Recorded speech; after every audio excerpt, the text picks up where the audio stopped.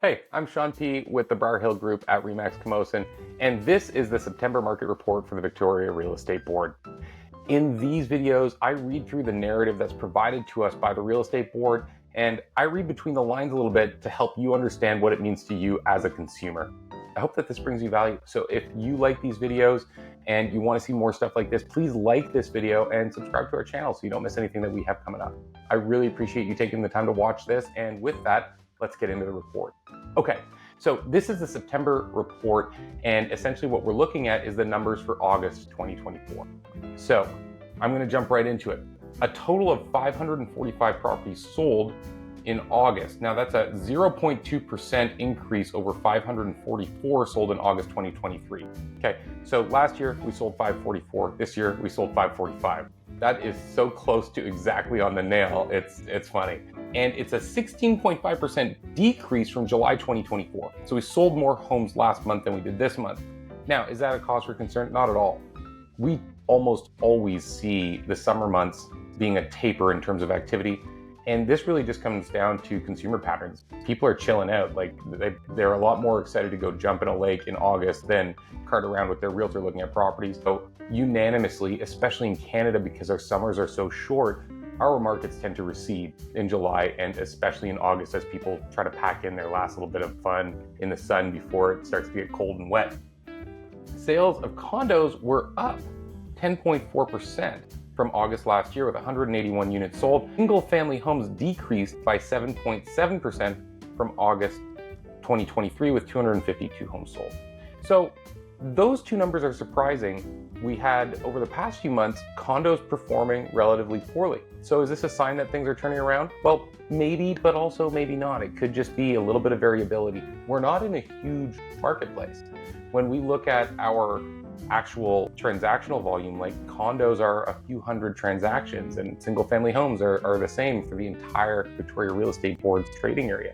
So it's not a huge sample size, and something as simple as 10 more or 20 more sales can really change these numbers. What I would start to really take note of is if these numbers continue on a trend. A few months ago, I made a video because condos had been declining for 3 months in a row, and the decline was getting worse every month. Now it's going the opposite direction, and essentially to me that kind of just moots everything out, and I look at it as a wash. Same thing with single family homes. They've been performing relatively well this year. We saw a decrease in sales of 7.7% this month. I'm not really too concerned. Now, one thing I really want to highlight, we're talking about sales, not price. People often mix these two things up. They hear that sales are up or sales are down, and in their mind, that equates to prices being up or down. Price is completely separate, and we'll talk about that in a minute.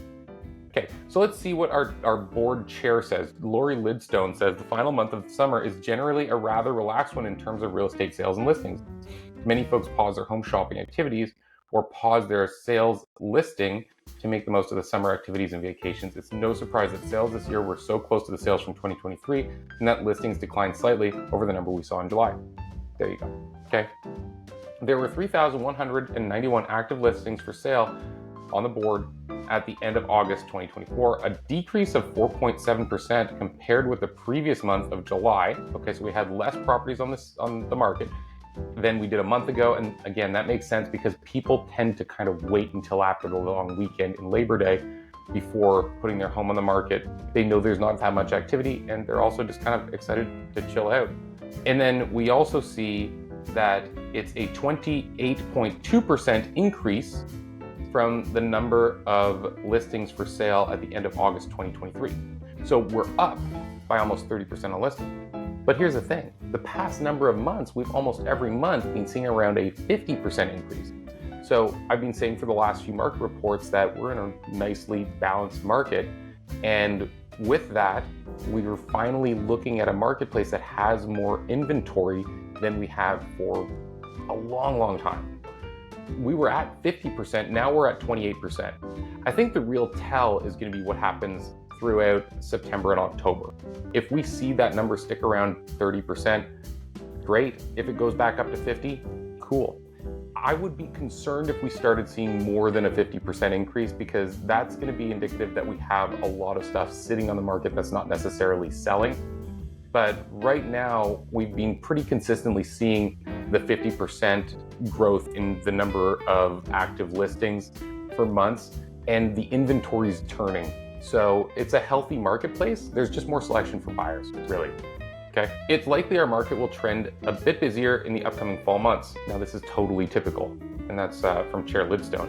In September, people returned their attention to work and school and to bigger projects like making a move. Week by week into the fall market will evolve, so if you're considering a listing or buying, connect with your realtor, she essentially says. And that's really great advice, because here's the thing. We get a snapshot once a month on these reports, and this is what the media is going to report on. The media typically doesn't use many other sources because this is the only one that's defensively official. Like, this is the official report for real estate in Victoria. But it only comes out once a month, and it reports on the previous month, right? Like, it's kind of like trying to steer down the highway by looking in the rearview mirror and only knowing what cars were merging around you or what turns were happening behind you a month late. So it's really hard to use just this as an indication of what's going on. If you're working with an agent who's active in the market, they're going to understand, not just from more recent MLS statistics that we have access to as agents, but also they're going to have a ticker on what's going on with all their listings because they're seeing how many showings. So if you think about the activity, like, we're reporting on sales. This is the number of homes that went under contract. When we think about the actual activity pipeline that it takes to generate a sale, it all starts with having a property on the market and the number of people who come to look. So if you have 10, 12 properties on the market and you see a drop off on the number of people who are booking showings, that's indicative to the minute of what's happening in the marketplace, whereas this is a much slower report. So if you're thinking about something, realize this is really useful info, but it's not very, very current. And if you want something that's on the pulse, sit down with an agent, sit down with someone, especially if they're active and they've got some buyers in the marketplace and especially some listings, because they're going to have a really good perspective for you. Okay. The multiple listing service home price index benchmark value for a single family home in the Victoria Core in August 2023 was 1.327800. Okay, so 1.3 and a quarter a year ago. That same home decreased by 3% to 1.2874. Okay. And as well from July, the previous month, of 1.296. Well, that's neat. Why are these prices lower? 3%. That's a significant change. Okay, let's keep going on. We'll come back and put a pin in that.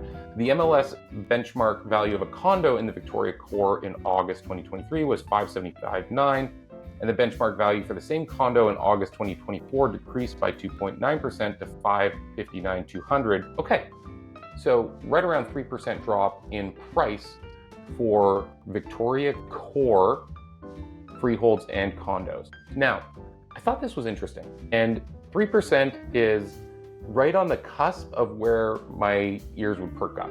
I've said again and again, 1 or 2%, it's basically just a seasonal variability, or, you know, a couple bigger properties or smaller properties were listed this month.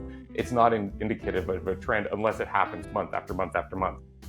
3%, you start to take a little bit of notice. So what's going on here? Well, I again would say right now, because it's not a longer trend that we're looking at, I'd say that this is pretty indicative. It's most likely going to be something that's caused by sample size that we're dealing with. Okay, so you'll notice it says in the Victoria Core. Now that's really important because all of the stats up until now, we've been looking at the Victoria Real Estate Board's trading area, which is the Greater Victoria area. This is a large area. We're going up past, like, on the west coast past Port Renfrew. When we look on the east side, we're going right up to like the Cowichan area, and we go all the way up the peninsula. We've got a ton of properties that are represented in this trading area. So when we say the core, this is a much smaller area. This is like downtown up till Saanich East and West and the Esquimalt, View Royal kind of area. So this is a much, much smaller area.